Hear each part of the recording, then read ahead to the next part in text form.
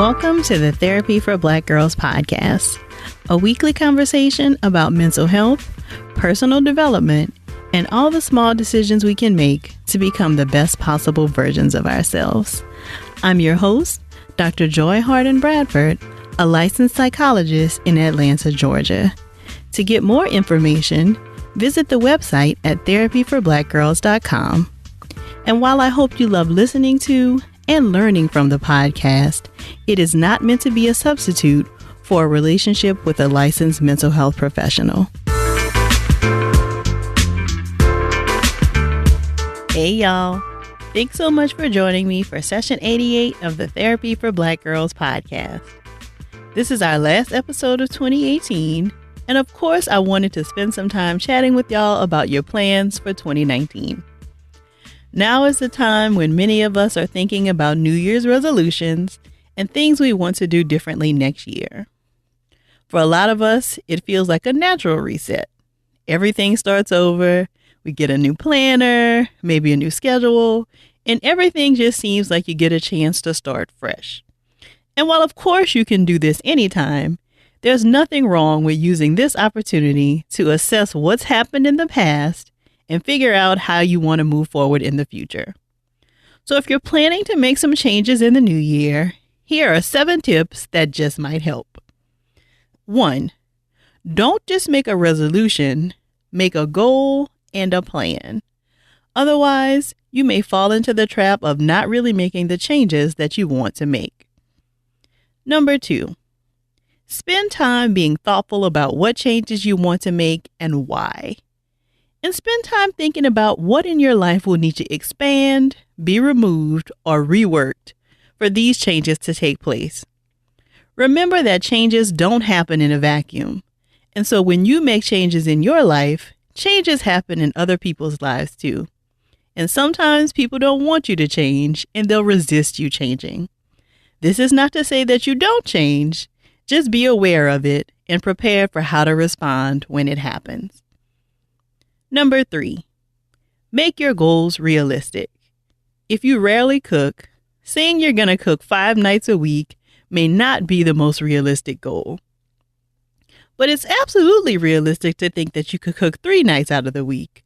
But you have to have a plan. Which brings us to tip number 4. Make sure that there's a way to measure your goals. There won't be any way to actually tell if you're making progress if there's not a way to measure it.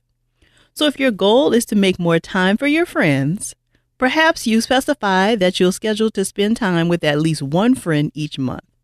That way you can keep track of your progress. Number 5, don't stress yourself out trying to do too much. It might be more realistic and more effective to perhaps break your resolutions into quarterly goals as opposed to a laundry list of 25 different things you want to change. This goes back to making sure you're being realistic in your approach. Can you tackle 1 new goal a quarter? Probably. Can you tackle 5 new goals all at once? Probably not. Number 6, find support for the changes you want to make. A good accountability buddy or two can make all the difference in whether you meet your goals or not. Sit down and discuss how you're going to support one another and be specific in asking for what you need from your partner. And number 7, consider making your journey one just for you or a trusted circle. Of course, there's going to be lots of activity on social media about people setting goals and making changes. But I wonder if sometimes we get so caught up in sharing that we lose sight of why we're making the changes in the first place. Perhaps instead of sharing all the progress you're making on Twitter, you choose to instead keep a journal of your progress that can serve as inspiration for you when it gets tough and can be a source of pride for you when you read it back next year and see just how far you've come. So y'all know I want to hear what things you might add to the list. Maybe you have things that have helped you to set and stick with New Year's resolutions in the past. Be sure to share those with us on social media using the hashtag TBGInSession. Just a reminder that membership in the Yellow Couch Collective is still open, and this month we've been focusing on developing our vision for 2019 and choosing our word of the year. So if you need that accountability that I talked about earlier, or you want to chat about your goals with other sisters, come on over and join us at therapyforblackgirls.com/YCC. If you're planning on starting therapy soon and need help finding a therapist, visit our directory at therapyforblackgirls.com/directory.